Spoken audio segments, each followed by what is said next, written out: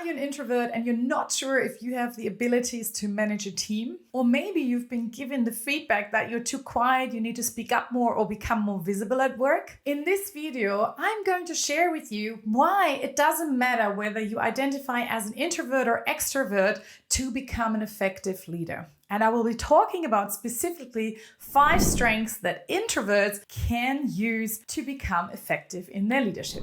Hi, I'm Anne Koopman and I'm a former engineer and senior leader in the manufacturing industry. And now I am a leadership coach for emerging leaders and a consultant and expert for team development. On this channel, I regularly share updates around leadership topics, communication for leaders, and also how to build effective teams. Make sure you subscribe now so you don't miss out on my next videos. Okay, so to get started, let's look at the definitions first. What is an introvert? What is an extrovert? Well, generally speaking, introverts, they lose energy from social interactions and they need time by themselves to recharge, whereas extroverts gain energy and recharge by being socially active and by interacting in conversations or in big groups. Or there are people like me that are sitting somewhere in between. When we look at introverts and extroverts and leadership, studies do show that there are more extroverts in leadership positions. And also traditionally, there's this perception in society that extroverts are more successful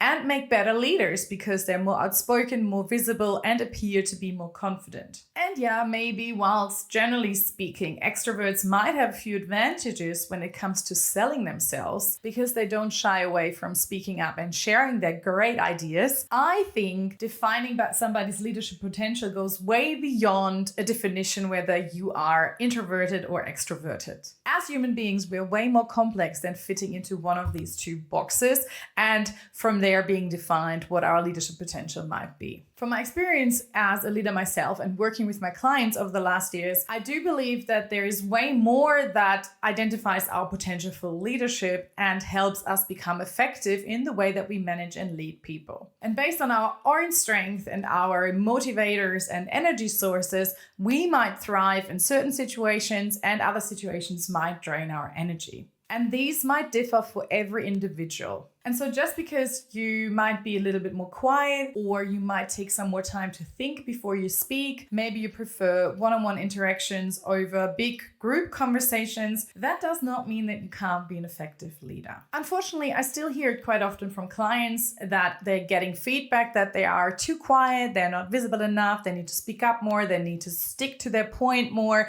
win more arguments, and be tougher. I find that quite sad because it totally ignores the qualities that these individuals bring to the table and their unique strength and their unique way to lead and manage people. And it can sometimes create this pressure and unrealistic expectations on individuals to become something that they're not, instead of celebrating what they are and who they are and how they can use that in their work. So the key to being more confident as a leader is to have a strengths-based approach and to understand your uniqueness and your unique strength and how to apply these to your responsibilities as a leader. Everyone is able, based on their strengths, to build relationships, think critically, communicate effectively, and develop and inspire people. The way we do it might be different, but we all can figure out our own strategies to do this. So whilst I said at the start that I don't necessarily think that the definition of introverts versus extroverts is enough for us to understand who we are as people, today I'm going to be concentrating on 5 strengths that you might identify with if you previously identified yourself as an introvert. So these 5 strengths I'm going to talk about today are empathy and listening,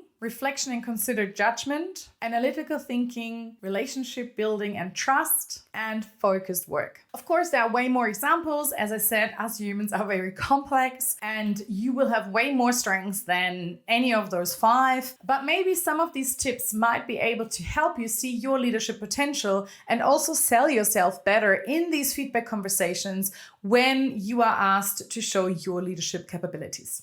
So let's start with your empathy and listening strength. So this strength allows you to really tune into what other people are feeling and considering their needs. And it also makes you a really great listener because you don't tend to be the person that talks the most in a meeting. You actually have the time to focus on listening and what people are saying. To apply this, you can use this to communicate more effectively because you can understand the individual needs and the people that you're talking to and what is important to them. And so if you have to convince them of a solution or getting them on board, for example, it's easier for you to understand what and how you need to say it and tie it into the message to help them jump on board and feel convinced. It's also a really great strength to apply when leading through change, because leading through change means that people have to give up something that they have known or that they've loved doing or something that feels uncomfortable for them. And so understanding what they need and how to help them through this, what to say, and the comfort and the support that they need is really helpful for you to help them transition through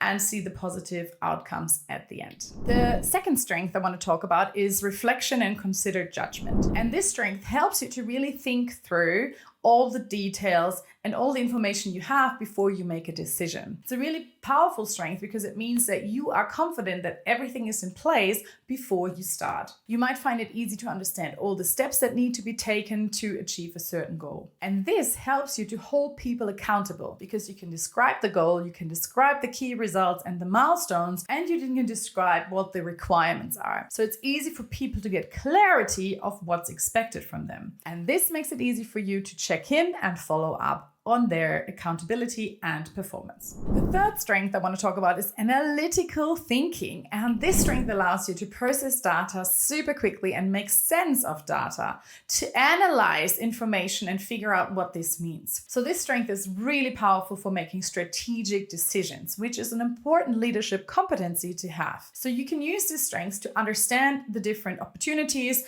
understand the different consequences, and then make the best strategic decisions going forward, backed up by data, so nobody can argue. You've got your facts and everything in a row, so you can set the goals, set the strategy, because you've backed it up with your analytical thinking.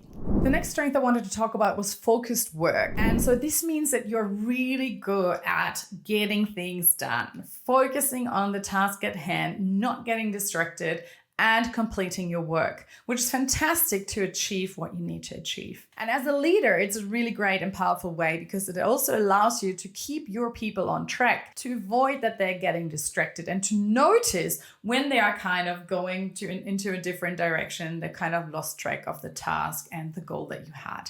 So you can remind them regularly on what the goal is, what the vision is of the organization so that they stay on track and you can keep them accountable. The last strength I want to talk about is your ability to build relationships that are based on trust. You probably prefer having a few but deep and meaningful relationships over superficial connections. And this strength is really powerful because it can help you to build up relationships even with the people that you don't click with straight away. This strength allows you to find the common ground and to find one way to connect to the people that you're not as close to. This is so important in your team because you want to build trust with everyone. Not every relationship will look the same and it doesn't have to, but you can make every relationship effective because it just needs to be built on trust. You don't need to become best friends, but you need to be able to trust. So with this relationship strength, you can start to create that trust. And another great way of how this strength can help you as a leader is that it's really good for identifying development needs for the people in your team because you can connect with them.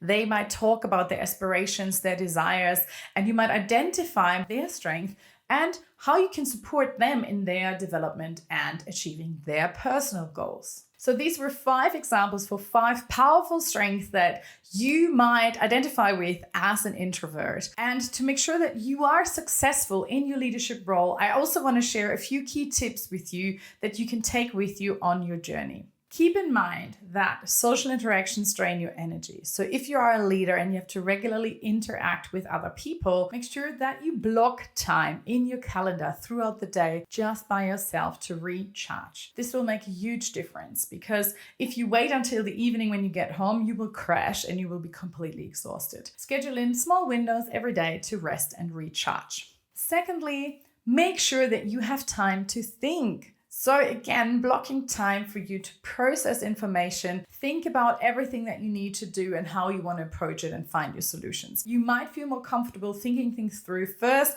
before sharing your ideas and thoughts. So making sure that you prioritize time for you to think is key. Take small steps out of your comfort zone every day. It's not about suddenly trying to become an extrovert or trying to become the loudest person in the room. That's unrealistic and it's going to put you under a lot of stress. But as a leader, you want to be effective and you do want to be visible. So figure out ways that feel good for you to become more visible. And with that, take small steps out of your comfort zone. Don't step into the panic zone. Just set yourself small challenges to practice to be a little bit more visible and a bit more outspoken, to share your great ideas. You can buddy up also with somebody that is a little bit more confident and extroverted, and you can team up so that you can utilize your strength together to achieve the goals. And lastly, don't be afraid to think out of the box. Not every leader has to look the same. Not every leader has to do things the same way. You are unique and you get to use your uniqueness to be an effective leader. If you are more confident in one-on-one conversations or small group settings over a big group presentation, why don't just schedule one-on-one meetings or small groups to present your next idea or strategic plan? Just because somebody else is holding a meeting in front of 30, 40 people, you don't have to do the same. You can figure out your own ways of delivering your message and getting people on board. I hope you found these tips and ideas around your strength as an introvert helpful. Let me know which strength spoke to you and what you're going to try and implement going forward. I'm looking forward to seeing you soon. Bye.